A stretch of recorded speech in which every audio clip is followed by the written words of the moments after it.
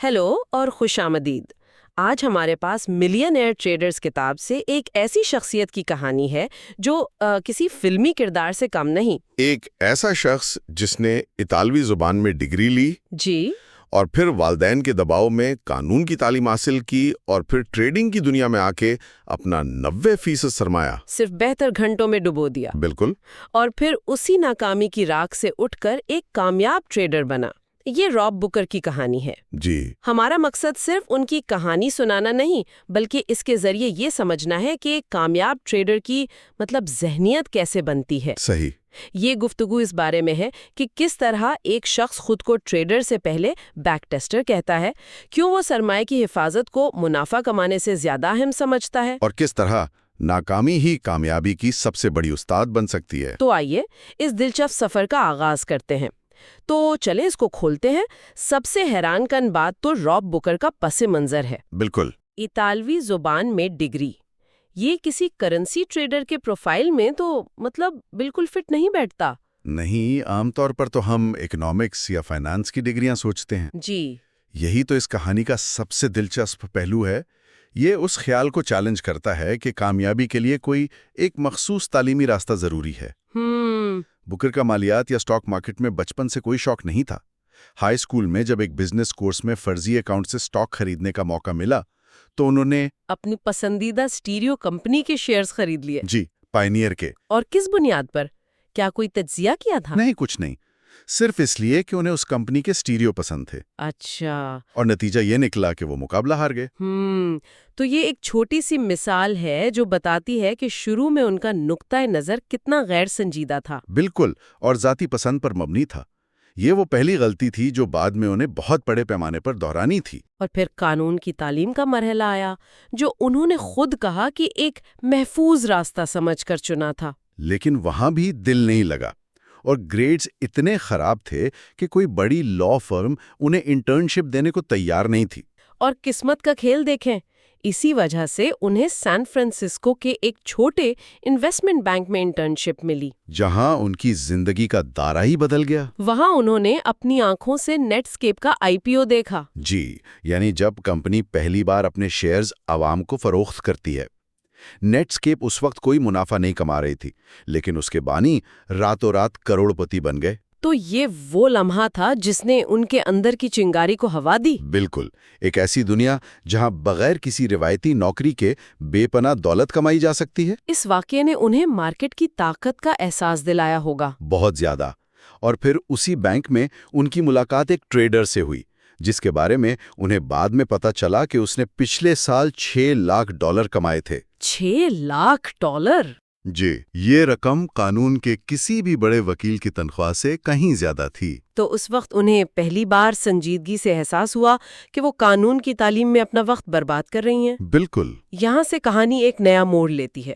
قانون کی ڈگری تو مکمل کر لی، لیکن وکالت سے بچنے کے لیے ہر ممکن کوشش کی۔ پھر ان کا تعارف جنوبی کیلیفورنیا کے ایک پرائیویٹ کرنسی ٹریڈر سے ہوا، اور یہ تعارف بھی بڑا دلچسپ ہے۔ اچھا؟ جی، ان کے ایک دوست نے اس ٹریڈر کو $1 ملین قرض دیے ہوئے تھے، اور وہ ٹریڈر اس کے بدلے ماہانہ 6 سے 8% منافع دے رہا تھا۔ 6 سے 8% ماہانہ؟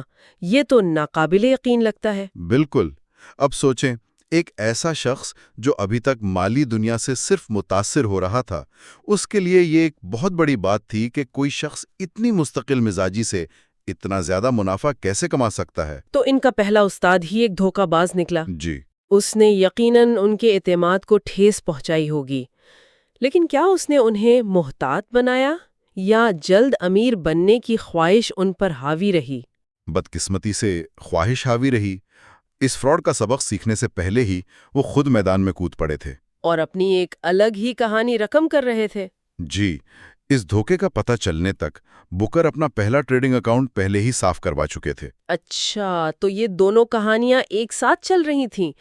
ایک طرف وہ ایک فراڈیے سے سیکھ رہے تھے اور دوسری طرف خود بھی پیسہ دبو رہے تھے؟ بالکل۔ انہوں نے $2,500 سے ٹریڈنگ شروع کی۔ ٹھیک ہے۔ شروع کے کچھ دنوں میں ہی 10% منافع کما لیا اور خود کو سمجھنے لگے۔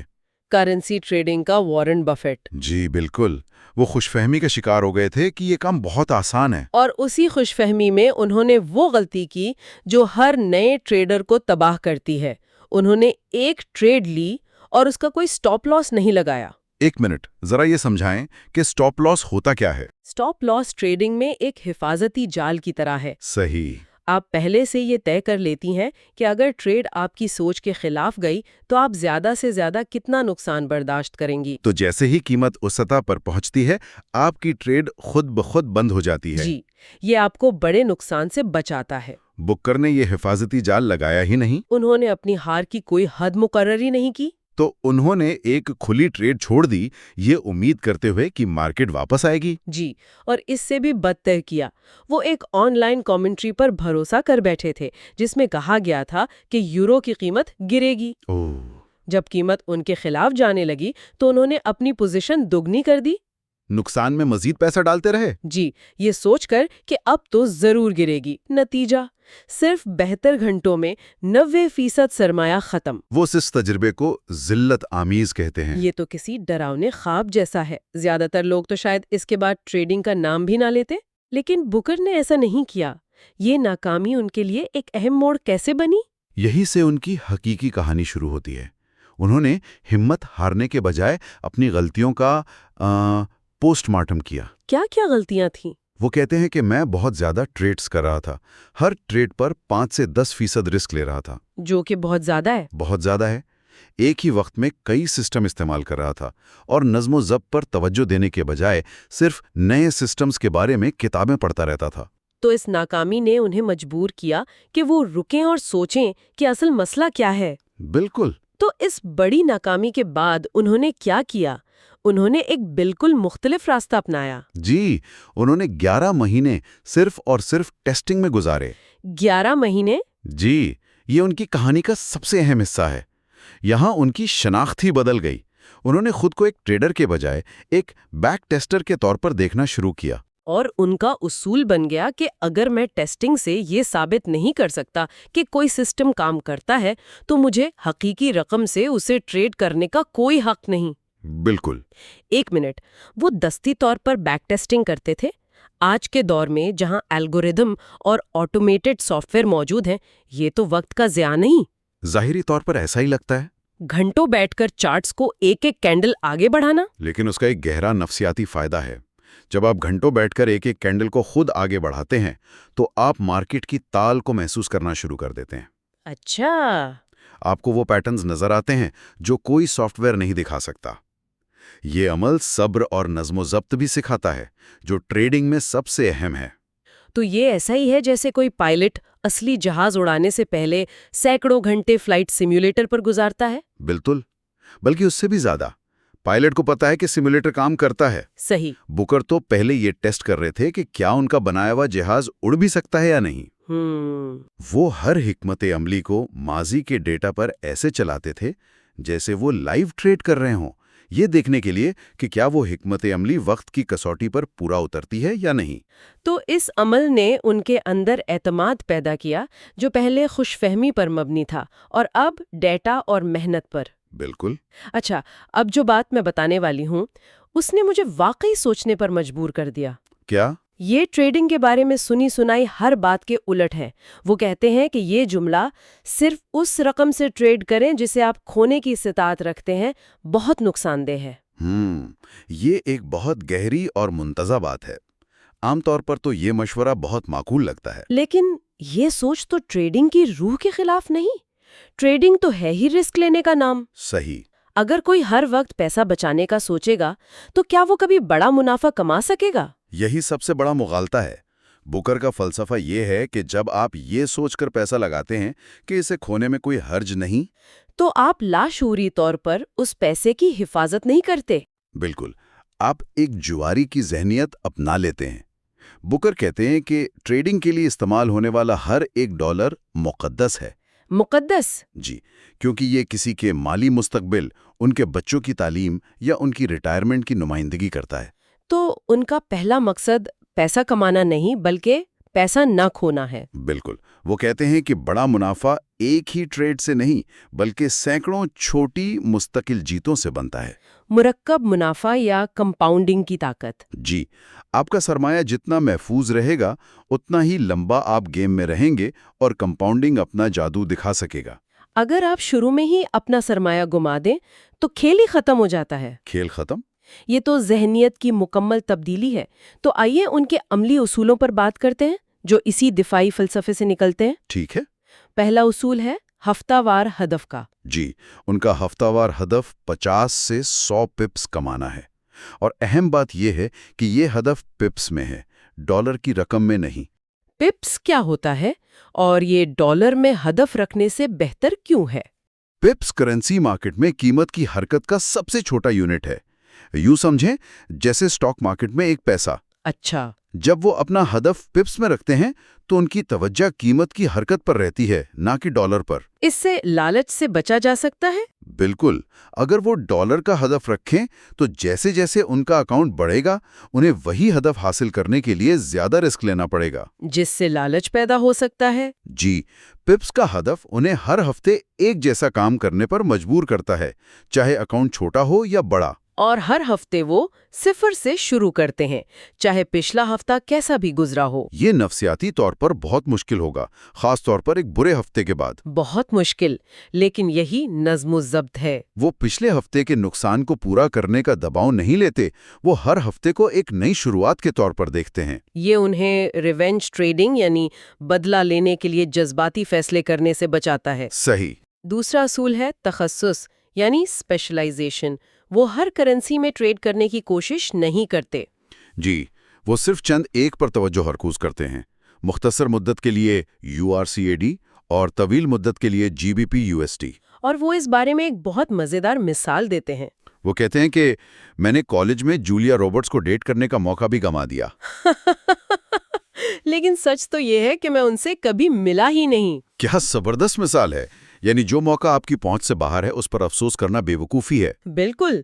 अपना दायराकार पहचाने। उनका कहने का मतलब ये है कि मार्केट में हजारों मौके होते हैं, लेकिन एक कामयाब ट्रेडर सिर्फ उन पर तवज्जो देता है जो उसके सिस्टम और महारत के दायरे में आते हैं। वो हर चमकती चीज के पीछे नहीं भागता। और तीसरा और शायद सबसे अहम असूल, वो नुकसान वाली पोजीशन में मजीद रकम लगाने यानी एवरेज डाउन करने के सख्त खिलाफ हैं।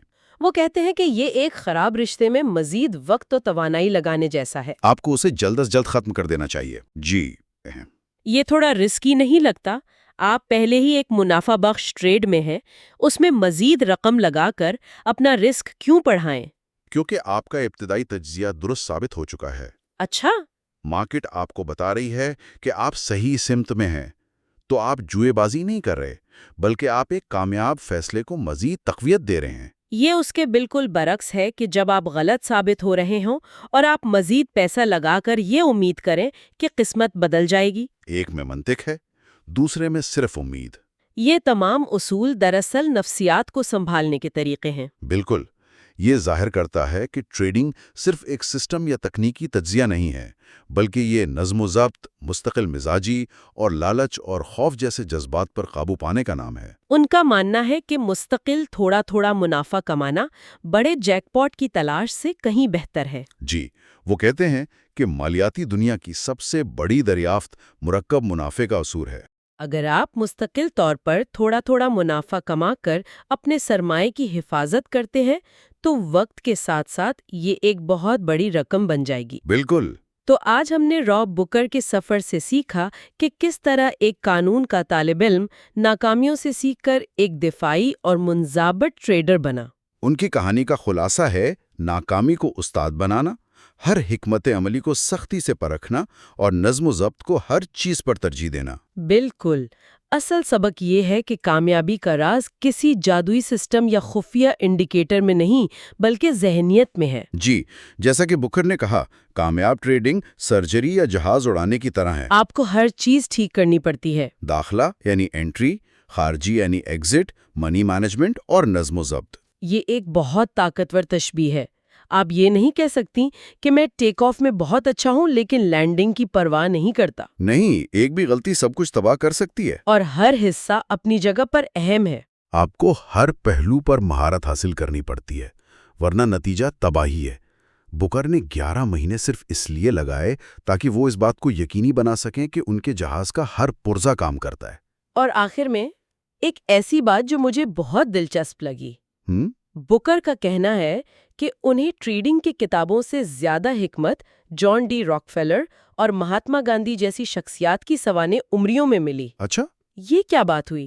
ایک ٹریڈر کو گاندھی کی زندگی سے کیا سبق مل سکتا ہے؟ یہ ایک بہت گہرا نقطہ ہے۔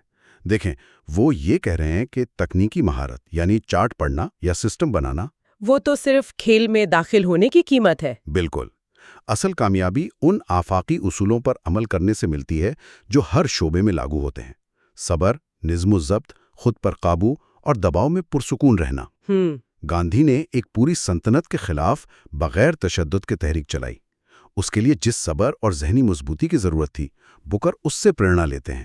تو یہ ایک اہم سوال اٹھاتا ہے، کسی بھی ایسے شعبے میں جہاں دباؤ کے تحت بڑے فیصلے کرنے ہوں، کامیابی کا کتنا انحصار تکنیکی مہارت پر ہوتا ہے اور کتنا نظم و ضبط، صبر اور خود پر قابو پانے جیسے آفاقی اصولوں پر، جو بالکل غیر متعلقہ شعبوں سے بھی سیکھے جا سکتے ہیں۔